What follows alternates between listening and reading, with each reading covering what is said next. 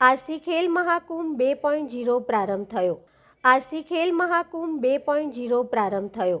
આજથી ખેલ મહાકુંભ 2.0 પ્રારંભ થયો. ગુજરાત સરકાર શ્રી રમતગમત યુવા તથા સાંસ્કૃતિક પ્રવૃત્તિ વિભાગ ગાંધીનગર તથા sport authority of Gujarat Gandhinagar આયોજિત ગુજરાતના તમામ જિલ્લાઓમાં ખેલ મહાકુંભ 2.0નું આયોજન કરવામાં આવેલ છે.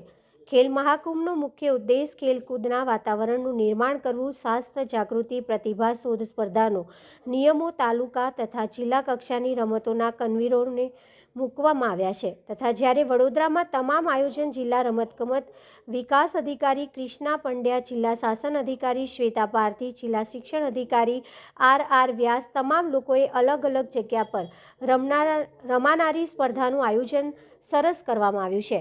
નરેન્દ્ર મોદીનું સપનું હતું ખેલ ગુજરાત રમશે ગુજરાત. આજરોજ અકોટા સ્ટેડિયમ ખાતે કબડ્ડીમાં મોટી સંખ્યામાં સ્કૂલના બાળકોએ ખેલ મહાકુંભમાં ભાગ લીધો હતો અને આજથી અલગ અલગ તારીખે અલગ અલગ જગ્યા પર સ્પર્ધા યોજાશે. મારું નામ ઇઝાઝ મિર્ઝા છે. હું પશ્ચિમ ઝોનનો કન્વીનર છું. આજથી ખેલ મહાકુંભની શરૂઆત થઈ છે. અલગ અલગ ઝોનની કબડ્ડી મેચો આજે ચાલે છે. આજે અકોટા સ્ટેડિયમ પર પશ્ચિમ ઝોનની કબડ્ડી અંડર-17, અંડર-14, અંડર-17 એમાં Sabari school, Tejas school, Baroda school, Alkapuri, Basil school એવી ઘણી 15 ટીમે અંડર-17માં ભાગ લીધું છે.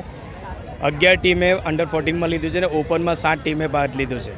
તો નરેન્દ્ર મોદીનું જે સપનું છે એ આજથી પાછું સાકાર થાય છે અને આને અમે આગળ વધારીશું અને એક સારી ટીમ આગળ જાય એનું અમે પ્રત્યય કરીશું અને અમારી ઈચ્છા એવી છે કે વડોદરાનું બી એક નામ થઈ જાય. તો એવી ટીમો અમે આગળ મોકલીશું અને આજથી અમારું પશ્ચિમ ઝોન આખા વડોદરામાં ખેલ મહાકુંભ સ્ટાર્ટ થઈ ગયું છે.